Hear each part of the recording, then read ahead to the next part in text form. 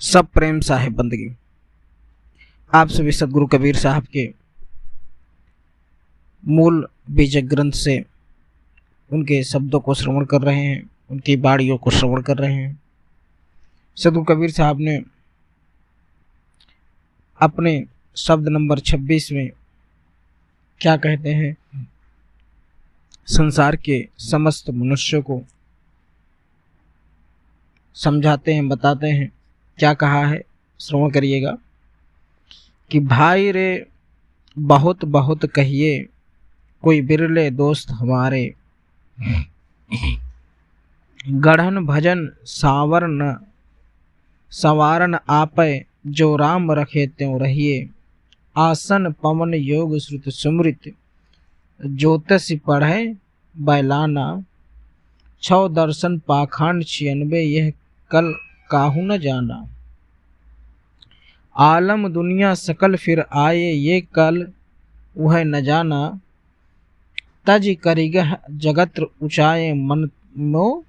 मन समाना, कहा कबीर योगी और जंगम फीकी, उनकी आशा, राम ही नाम रटे ज्यों चातक, निश्चय भक्ति निवासा। सदगुरु कबीर साहब कहते हैं कि भाइयों, मैं बहुत से बहुत बातें क्या कहूँ, मैं इसलिए कह रहा हूँ ऐसा क्योंकि मेरे विचारों को जानकर मेरे प्रिय कोई बिरला पुरुष ही होगा। इस संसार के अधिकतर लोग तो यह मानते हैं कि भगवान उत्पत्ति करता है, पालन करता है, और जो मनुष्य विनाश करता है, और वो वैसा जैसा चाहेगा हमें वैसा ही रहना पड़ेगा, क्योंकि आगे हमारी मर्जी नहीं चल सकती। उस उद्देश्य भगवान को पाने के लिए लोग अनेकों युक्तियां, जैसे आसन लगाना, योग प्राणायाम करना, वेद ध्यान करना, धर्मशास्त्र ज्योतिष शास्त्र पढ़ना आदि करते रहते हैं, किंतु लोग उस भगवान के स्वरूप को जान पाने में समर्थ नहीं हो पाते और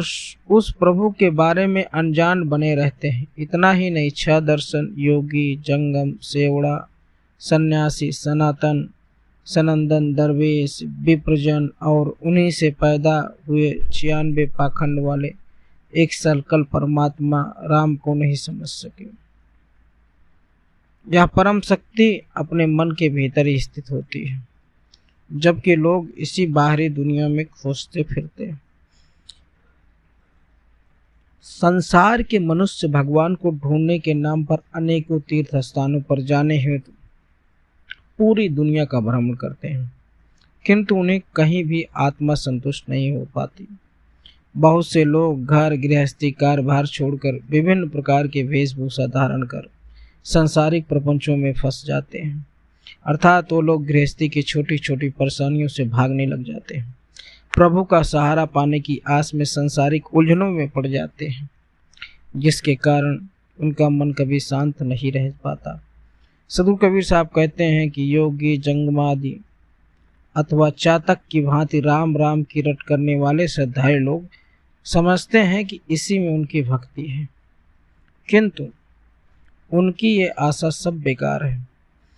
कहने का मतलब यह है कि परम ब्रह्म और मोक्ष हमारे भीतर ही स्थित है, अर्थात आत्म संतुष्टि से ही मानव जीवन का सबसे बड़ी उपलब्धि है।